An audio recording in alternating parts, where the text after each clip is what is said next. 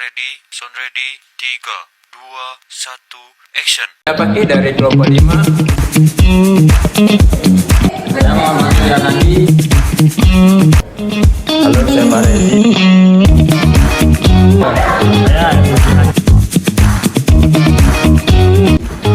Hai, saya Laras.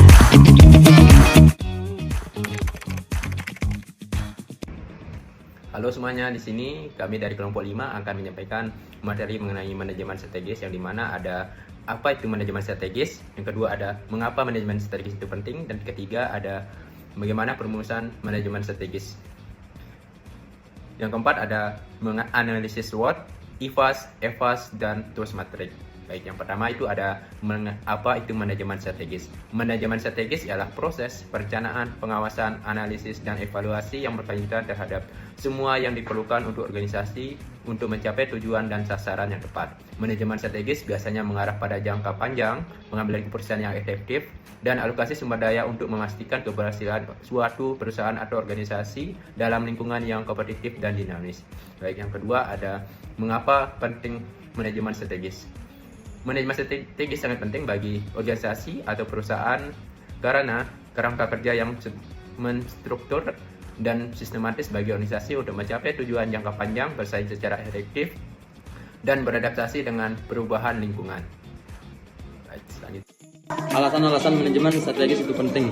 Di sini yang pertama, memberikan arah dan fokus.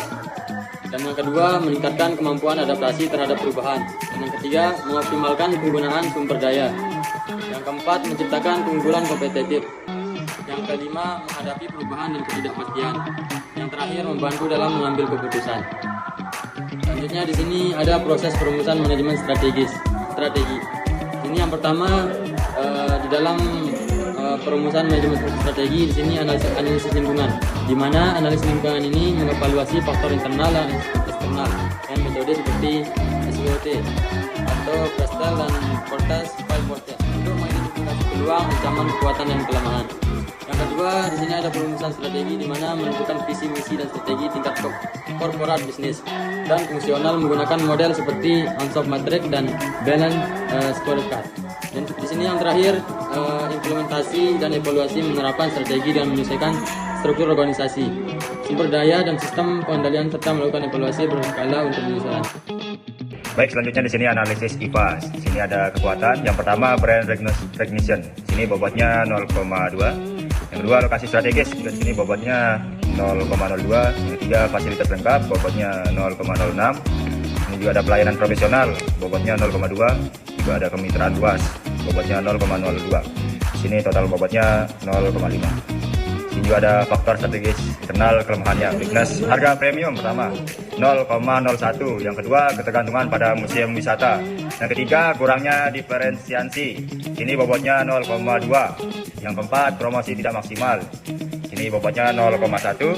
Dan terakhir, aksesibilitas terbatas. Bobotnya 0,01.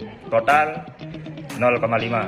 Ini kedua ada analisis EFAS yang di sini ada peluangnya, opportunity. Yang pertama, pertumbuhan pariwisata halal, bobotnya 0,02. Juga ada digital marketing expansion, bobotnya 0,2. Ini juga ada MICE meeting intensive conferences. Sini bobotnya 0,02. Juga ada dukungan pemerintah, bobotnya 0,1. Dan terakhir kerjasama internasional, bobotnya 0,1 juga. Jadi sini totalnya 0,5. Dan terakhir ada ancaman. Ancaman pertama yaitu persaingan ketat. Sini bobotnya 0,1, krisis ekonomi global, pandemi atau krisis kesehatan, perubahan tren wisata, dan tergantungan pada platform online. Sini juga bobotnya 0,2. Baik. Nah, selanjutnya di sini arah strategi kami memilih Hotel Aston. Setelah kami memilih Hotel Aston, kami menganalisis dengan menggunakan SWOT. Dan di sini kita bisa melihat bahwa dari kekuatannya kami mendapatkan 1,6, yang kedua kelemahannya kami mendapatkan 1,4, dan peluang kami mendapatkan 1,5, yang terakhir ancaman kami mendapatkan 1,6. Di sini kita menyimpulkan bahwa koordinatnya berada di 0,2, min 0,1, berada pada strategi stability atau penstabilan, yang berarti bahwa hotel tersebut masih mempertahankan posisinya tanpa melakukan perubahan besar-besaran. Selanjutnya itu ada tools matrix. Yang pertama itu ada SO, S1O1, di mana memanfaatkan brand recognition untuk pertumbuhan pariwisata halal.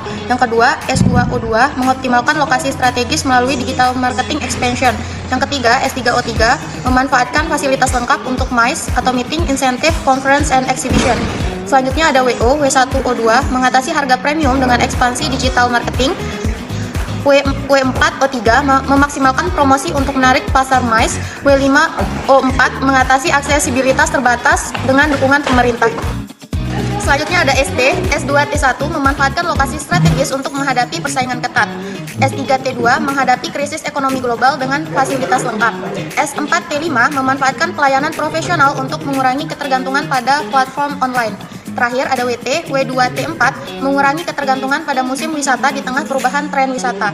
W3T1 meningkatkan diferensiasi untuk menghadapi persaingan ketat.